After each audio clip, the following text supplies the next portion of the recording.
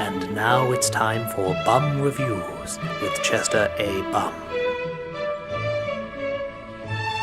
Tonight's review, Guardians of the Galaxy. I am Bumlord, and this is the greatest movie I've ever seen in my life. Okay, hold on. No, come on! Oh, spoilers! Ow! There's this guy named Andy from Parks and Recreations. Oh boy, I love this show. This movie's gonna be so funny. And it opens with his mother dying of cancer.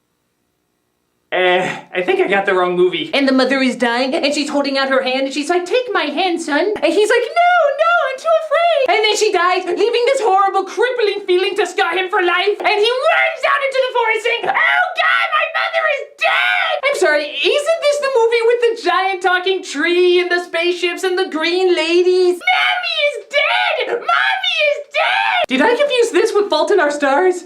Now that I think about it, they do have similar titles. But then a spaceship comes down and abducts him! And the boy is like, "Where are you taking me?" "To bullshit land, where aliens want to take over the world and stuff." Boy, these two things really don't go together. You sure I'm not like making up an alternate reality to deal with the crisis of losing my mother? I don't know, but thousands of forum conspiracists say thank you. You're welcome, guys! 3 years later, Andy turns into a really beefed up super thief? No, seriously, really beefed up. Like, I don't know what this guy did, but he killed a wizard and somehow used his magic to get Arnold Schwarzenegger's body. The old Schwarzenegger, not the deflating balloon Schwarzenegger. And he's captured by an evil villain named Ronan. You see, Ronan was in talks with this peace treaty, but his people got screwed, and so both him and his daughters tried to take over the treaty by going over to Thanos, the evil Lord of All, who's gonna use all his power to— I couldn't give a crap either, because there's a talking raccoon in the movie! I mean, okay, most times when I see a movie, there's a talking raccoon, and if there isn't one when you see a movie, you gotta get off that sobriety, man. Try this new stuff on the street, it's called talking raccoonamine. It usually helps you see talking horses. And he's teamed up with—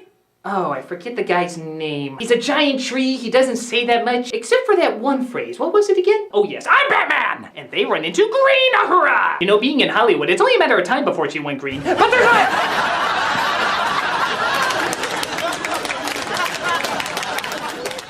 there's this orb that they're all trying to get. But sadly, trying to get it gets all of them captured. Which kind of happens a lot in this movie. You could call it Captured, the movie. Oh wait, that was the trailer for 50 Shades of Grey. Which didn't look nearly as colorful as I thought, by the way. But the raccoon has a plan. He's like, "I've escaped out of dozens of prisons, dozens of times." Really? Well, they have your background record. Why didn't they put you in stronger confinement? I'm a talking raccoon in an action movie. That's your biggest question? I apologize, Talking Raccoon. I never should question your awesomeness in existing. Right? Hey, can you sing Run With Us from that Canadian cartoon? How does everybody somehow remember that? But they come across this other guy called Gray the Thing, and they're like, "What's he thrown in here for? Never wearing a shirt. Ah, he has Jacobitis." "I do not." Dude, it was just a metaphor. "For some reason, my species cannot understand metaphors." Oh, so you're like the conservative South. That was awfully one-sided. Make a joke about the liberal left immediately. I would, but they're already protesting the joke I haven't even made yet. Hi-oh! So they managed to break out of the prison? But Gray the Thing calls Ronan directly to him so he can get revenge. Why does he think he can get revenge even though there's an entire army that's trying to stop him? Who cares? There's a talking raccoon! This novelty's not going away anytime soon. So Green Ahura gets blown up and is drifting in space? And Star Andy goes out and gives her his mask and somehow neither of their eyes explode because— Talking Raccoon? Admit it, you're impressed you're taking me seriously. And they get picked up by Blue, Daryl's brother. "As the annoying voice redneck who never learns, I'm gonna kill you." Okay, but don't. Yeah, okay. So Ronan steals the orb from the Collector? A person who collects all sorts of weird life from the universe? I collected weird life from the universe once!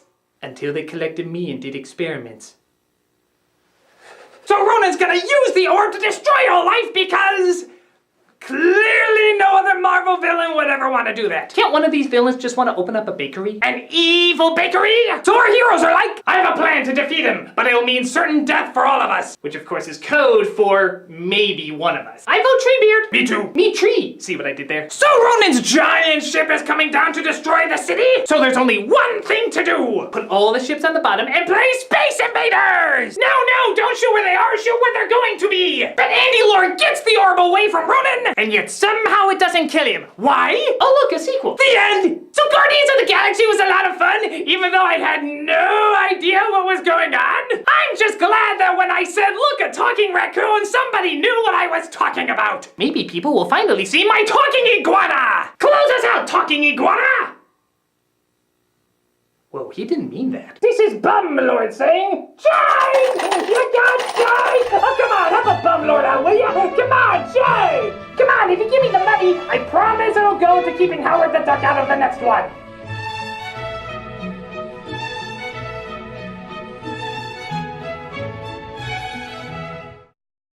Jade! You got... I don't have change in there. What's wrong with me?